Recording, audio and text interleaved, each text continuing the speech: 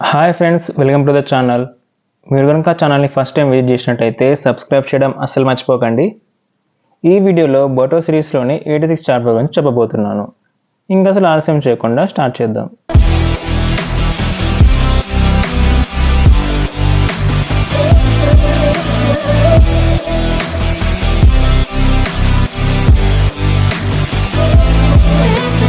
షికమారు and ఇంకా village elders, అవును ఇంకా ఉన్నారు.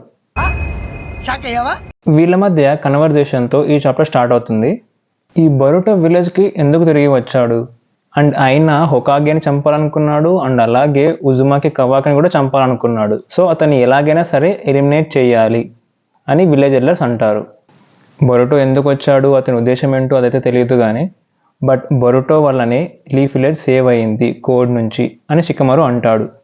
ఏదేమైనప్పటికీ బొరుటోనైతే అలా వదిలేయకూడదు అండ్ అలాగే నువ్వు 3 years టైం ఏదైతే అడిగావో అది అయిపోయింది.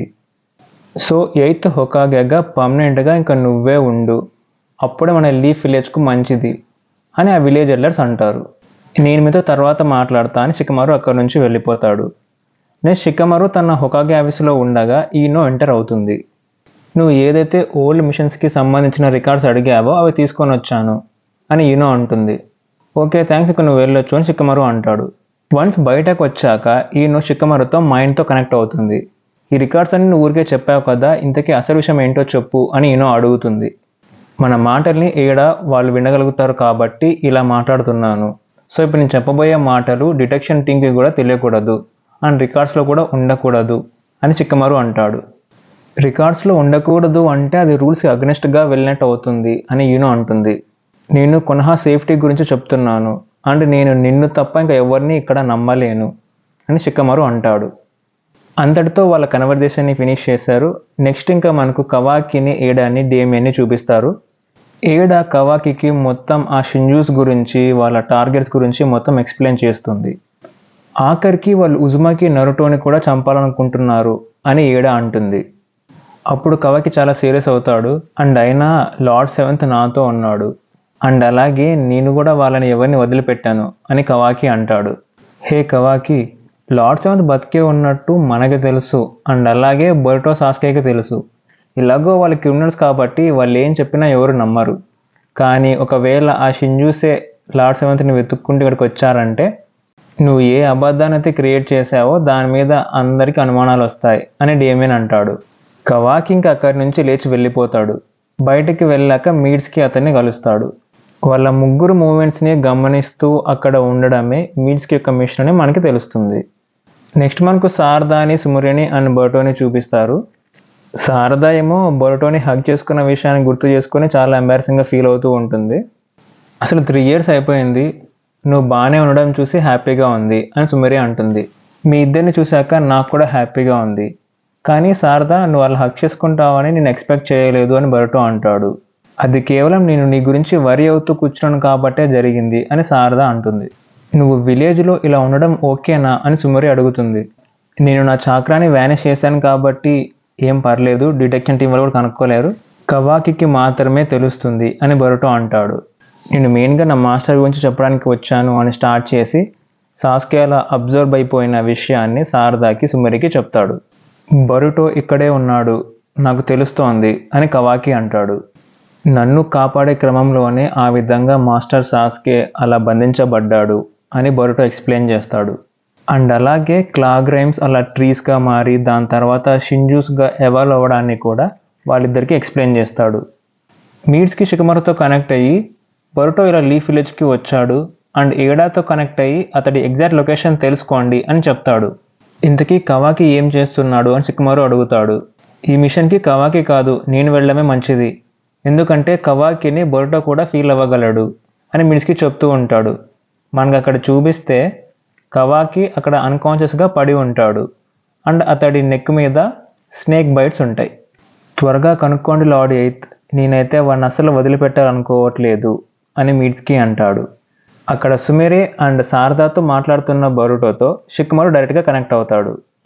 బొరుటో, నువ్వు నీ ఎక్స్ప్రెషన్స్ని అసలు మార్చకు అండ్ మైండ్తోనే మాట్లాడు, నేను ఇక్కడ డైరెక్ట్గా ఈనో ట్రాన్స్మిషన్ టెక్నిక్తో నీతో మాట్లాడుతున్నాను, ఇక్కడ ఎవరు ఇన్వాల్వ్ అయ్యి లేరు, డైరెక్ట్గా మన ఇద్దరి మధ్యనే కన్వర్జేషన్ జరుగుతోంది అండ్ ఇది అఫీషియల్ కాదు అని షికమారు చెప్తాడు.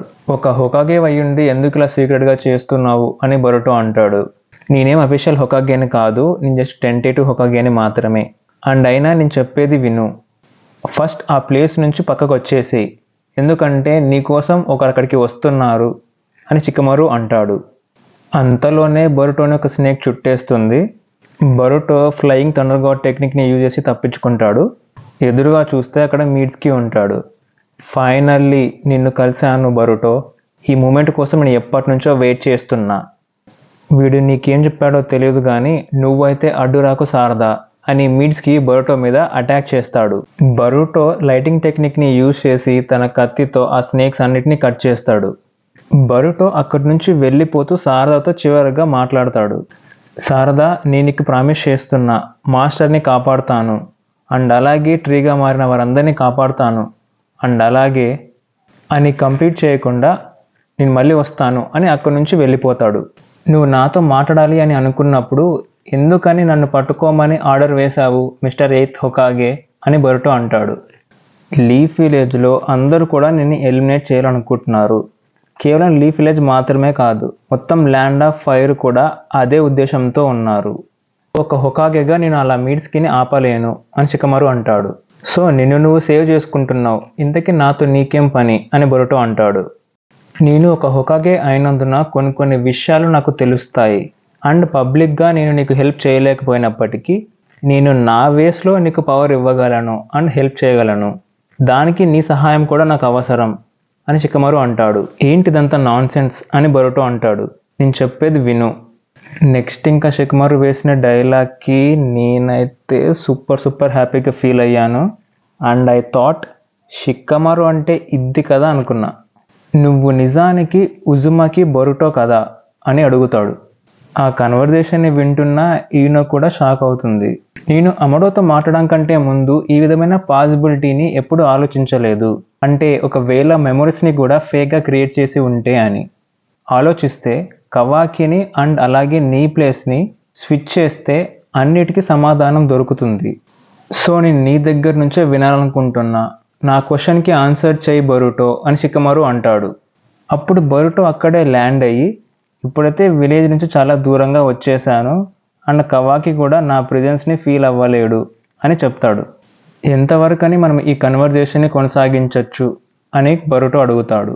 ఈయన 100 కిలోమీటర్స్ వరకు కూడా కవర్ చేయగలదు, అయినా ప్రాబ్లం ఏంటి అని షికమారు అడుగుతాడు.